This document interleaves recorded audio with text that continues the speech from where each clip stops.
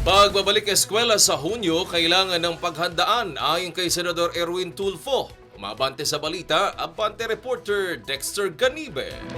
Next. Nababahala na ngayon pa lang ni Senador Erwin Tulfo ang pagsapit ng Hunyo o pagbabalik eskwela ng mga mag-aaral ngayong nakaharap sa krisis ang bansa. Sa pagdinig ng pinamumunuan niyang Senate Committee on Social Justice, Welfare and Rural Development, pinaalalahanan na ni Tulfo ang mga ahensya ng gobyerno na nakatuon sa pagbibigay ng tulong lalo na kung tumagal pa hanggang Hunyo ang nararanasang krisis. Medyo ngayon nga po, bakasyon mga bata, pabakasyon, nararamdaman po ng bawat pamilya.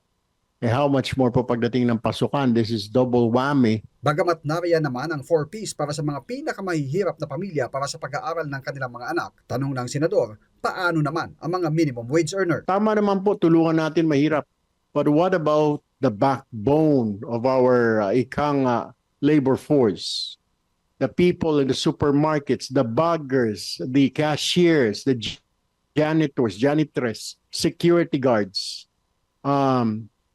Will they also get financial assistance from the government? Ayon sa DSWD, hindi pa nababalangkas ang programa para sa ibang sektor maliban sa mga nasa transportasyon. Tiniyak naman ng Labor Department na tuloy-tuloy ang pagtulong sa mga apektadong manggagawa sa pamamagitan ng tupad o tulong panghanap buhay sa ating Disadvantaged Displaced Workers Program. Suhestyon ni Tulfo, kailangang may malinaw na pagkakitaan ng mga apektado ng krisis para may panggasto sa pasukan gaya ng pangmatrikula, mga gamit sa eskwela, araw-araw na pambaon at iba pang gastusin. Now let's put our heads together to work para sa mga kababayan po natin. We in the government agencies, this is our job.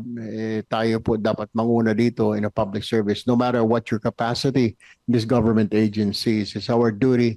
Pinasusumite ang mga ahensya ng gobyerno ng kanilang mga hakbang para maaksyonan ng Senado sa pamamagitan ng mga babalangkasing batas na makatutulong sa pagsagupa sa krisis. Ako si Dexter Ganibe. Abante!